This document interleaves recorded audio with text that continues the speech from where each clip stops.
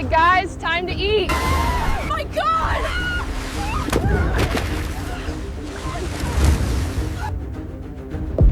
Emergency response team. What's the situation? We need an ambulance now. A trainer's been pulled under. Kelty Burn was just 20, her life still a blank canvas full of promise and untapped potential. A gifted swimmer, an eager marine biology student, and a beloved team member at Sealand of the Pacific, Kelty represented everything youthful and hopeful in the world of marine conservation. She wanted to change the world to protect the oceans and its creatures. Her dreams were as vast as the seas she so deeply loved. But on one cold February afternoon in 1991, that promise was ripped away in the most brutal way imaginable. This wasn't a case of a careless mistake or a freak accident. No, Kelty was betrayed, dragged into a violent nightmare by forces no one could foresee. Her cries for help, drowned by the roaring chaos of what happened in that tank, will haunt the minds of those who witnessed it for the rest of their lives. What happened wasn't just tragic, it was a horrifying reality. The story of Kelty Burn isn't about an accident. It's about the cold truth of her final moments, a truth that no one could have predicted. Kelty wasn't just another trainer. She was extraordinary. She swam like she was born to move through water. She had the kind of grace and power that made others believe the ocean had claimed her long ago. A top student at the University of Victoria, she dedicated herself to understanding marine biology, dreaming of a future where oceans were safe for animals, especially the orcas she grew to love. But more than anything, she was a young woman with a pure heart. Kelty wasn't driven by fame or money. She wasn't a celebrity trainer or a spectacle seeker. She wanted to make a difference. So, when she landed a part-time job at Sealand of the Pacific in British Columbia, it felt like the fulfillment of a lifelong dream to work directly with the orcas she had admired since childhood. What could possibly go wrong? She wasn't just their trainer. She was their friend, their caregiver. Each morning she'd enter the tank, brushing their teeth, preparing their meals with precision, and spending hours building trust. She would speak to them softly, like they could understand, like they shared her hopes. Perhaps in some way they did. But the reality of their captivity, the harsh truth no one wanted to confront, was darker than anyone dared imagine. The three orcas she worked with were not the gentle giants the public believed them to be. They weren't the playful, lovable creatures portrayed in movies. They were captives stolen from their families, torn from the wild, and confined to a small concrete pool. This wasn't the ocean. They were trapped in a prison. The damage was done. Every passing day only deepened the frustration and confusion inside them. They were ticking time bombs. Kelty's kindness, her affection for them, could not undo the trauma they had suffered. She could speak to them with all of the love in her heart, but it couldn't erase their pain. She loved them, yes, but the ocean they once ruled, the life they once had, was gone.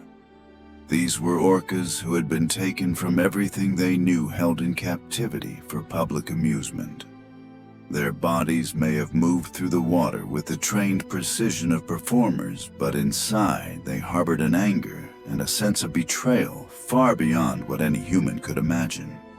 And on that fateful afternoon, all of it, every ounce of pain, anger, and fear, exploded. Sealand of the Pacific was a far cry from the world's largest marine parks. It wasn't grand. It wasn't glamorous. Located on the cold waters of Victoria, British Columbia, it was a modest establishment, a floating facility that housed 3 captive killer whales. Among them was Tilicum, a massive 6-ton, 22-foot male orca. Captured from Iceland when he was just 2 years old, ripped from his family pod, He had spent his entire life in captivity. Then there was Haidu, a dominant female orca also taken from the wild, forced to adjust to the artificial hierarchy of her new life. And Nutka, a female with a past marred by deep psychological scars from failed pregnancies to the weight of her captivity. These three orcas were confined to a small floating pen barely large enough for them to swim in circles. By day, they performed for crowds, their every movement choreographed for human entertainment. But by night, they were locked in a dark, claustrophobic module, a metal cage blacked out and unforgiving. It was a space so small, so suffocating they had no room to escape one another. This is where their torment festered. The aggression didn't come out of nowhere. It was cultivated. Haidu and Nutka, both females, took out their mounting frustration on Tilicum. They would rake their sharp teeth across his body, leaving deep bleeding gashes. These weren't just random, isolated attacks. They were a manifestation of their mental and emotional suffering. Their aggression wasn't unfounded. It was the direct result of the captivity, a reflection of the pain they carried every single day. They were daily lessons in dominance, captivity-induced aggression. But the most chilling part, the aggression wasn't just confined to the whales. It was growing, shifting, mutating. Wild apex predators forced into confinement saw their instincts twist. Their patience thinned. The trainers, the very people who loved them, had become part of a system that ignored the warning signs, choosing to believe that routines and shows could suppress the rage building just beneath the surface. The setup at Sealand was a fragile powder keg. Every interaction with the orcas was a gamble, each moment teetering on the edge. Management believed the whales were controllable, that with enough training they could suppress their violent urges. They were wrong. On February the 23rd, 1991, the nightmare that had been brewing for years finally unfolded. A routine afternoon performance had just ended. The crowd, oblivious to the escalating dangers, slowly filtered out as Kelty prepared to feed the whales. Then, a miss. A slick patch of water beneath her foot. She slipped and plunged into the frigid tank. At first, no one panicked. She was a strong swimmer familiar with the whales, and everyone assumed she would be fine. But this time was different. As she surfaced, reaching for the edge, Tilicum, one of the orcas she had come to know and care for, grabbed her foot and dragged her under. What followed wasn't a coordinated attack. It was chaos. A deadly game between frustrated apex predators and a young woman fighting for her life. They pushed her, dragged her, tossed her between them like a rag doll. Every time she managed to gasp for air, they pulled her back down. Witnesses described her desperate screams, the horror in her eyes, the helplessness of the staff, who could only watch in disbelief as the orcas turned on the woman they all admired and loved. This was the untold truth behind the aquarium walls, the brutal reality of captivity, the consequences of human arrogance, and the tragic fate of a young woman who only wanted to make a difference. If you believe Kelty's voice deserves to be heard, share her story. Spread awareness. These stories must be told, and we will not stay silent. Kelty Burn's colleagues had become powerless in the face of the orca's aggression, a horrifying reality Sealand was utterly unprepared for. There were no emergency protocols, no tranquilizers, no physical barriers to separate her from the whales. The park's fragile setup left everyone frozen helpless as agonizing minutes stretched on. Each second felt like an eternity, a waiting game for an outcome no one could alter. Kelty fought with everything she had, but against 6-ton predators, human strength meant nothing. What began as a simple slip escalated into a fatal struggle no one could stop. As the minutes dragged on, a chilling realization set in. Kelty wasn't getting out alive. Staff scrambled into emergency mode, throwing life rings, rescue buoys, nets, and poles into the water, hoping to distract the orcas long enough to create an opening for Kelty to escape. But it was futile. The orcas were relentless, ignoring the chaos above. Their focus remained locked solely on her. Kelty resurfaced one last time, gasping, her arms flailing toward the edge. Then came the most haunting moment of all, her trembling, terror-filled voice crying out, "I don't want to die." Those words, raw and final, echoed across the water before she was dragged under once more. Witnesses stood paralyzed, unable to act as the whales. The creatures they had loved and trusted passed Kelty's lifeless body between them like a twisted game of underwater tag. Tilicum, massive and slow, would grip her only for one of the females to surge in and snatch her away, dragging her deeper into the depths. It wasn't a quick attack. It was a prolonged, nightmarish struggle.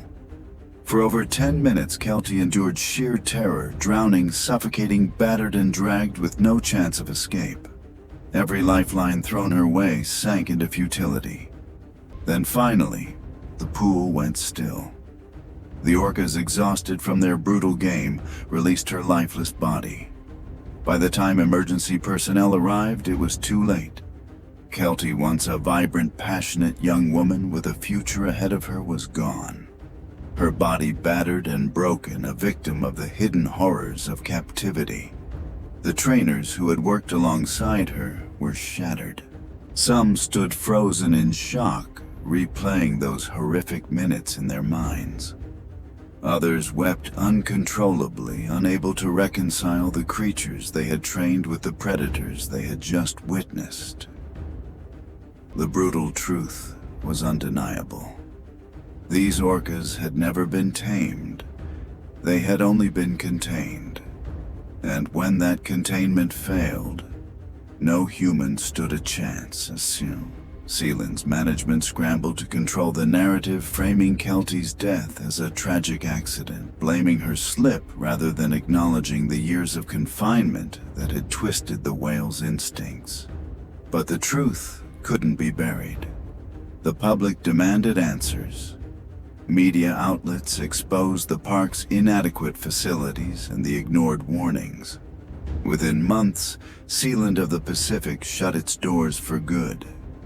The 3 orcas were shipped off Haidu and Nutka to other marine parks, and Tilicum, now marked by his first human kill, to SeaWorld Orlando. Yet the trauma of that day lingered for the trainers.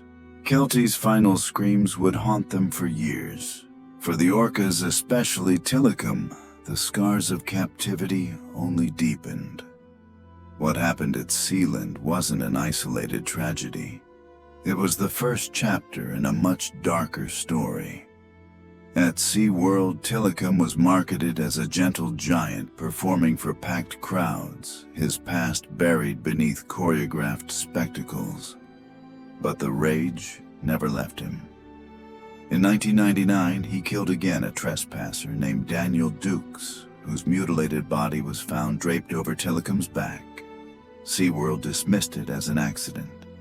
Then, in 2010, the world watched in horror as Tilicum seized SeaWorld trainer Dawn Brancho during a live show, dragging her underwater and thrashing her violently for 45 minutes before she died.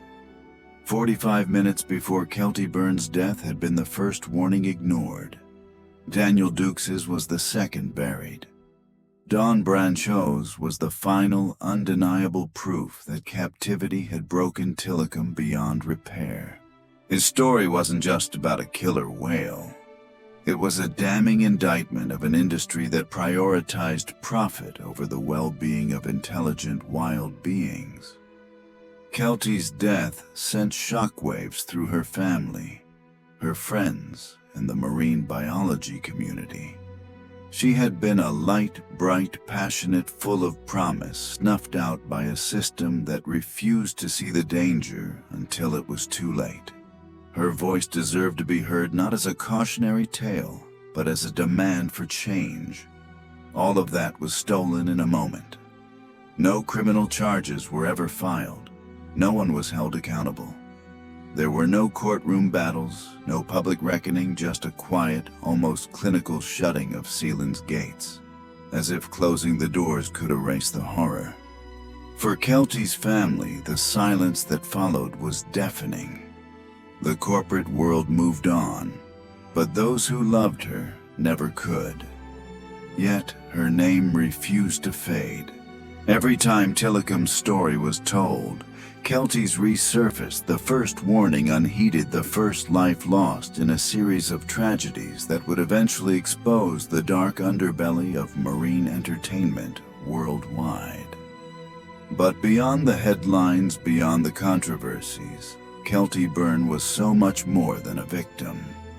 She was a daughter, a sister, a friend, a young woman who loved, deeply loved often, and believed in a future where humans and animals could coexist with respect and compassion. Her life was cut short, but her story echoes as a solemn reminder. When we silence nature, when we capture its wild heart for profit and spectacle, there is always a price. And sometimes that price is a life. Her name will not be forgotten. Not by those who loved her, not by those who bore witness to her story. Her story today forced the world to confront a truth it had long ignored: killer whales, no matter how well trained, no matter how familiar, are not performers. They are wild, sentient beings, predators born to rule the vast oceans, not to entertain us inside concrete walls. Her death was not just a tragic accident. It was the crack that split open decades of silence, exposing the uncomfortable questions about captivity, exploitation, and the dangerous illusion of human control over nature. Sealand of the Pacific may have shut its doors, but the ripples of that day still echo across every marine park, every stage show, every tank where wild creatures are forced to perform for applause. Every ripple in that pool whispers a haunting reminder this should never have happened. If Kelty's story moved you, if you believe her voice still deserves to be heard, share it. Let others know what really happened behind those aquarium walls, because these stories demand to be told, and we will not stay silent. Now I want to hear from you. Which story should I tell next? Drop it in the comments below. Your suggestion could be the next voice we bring to light.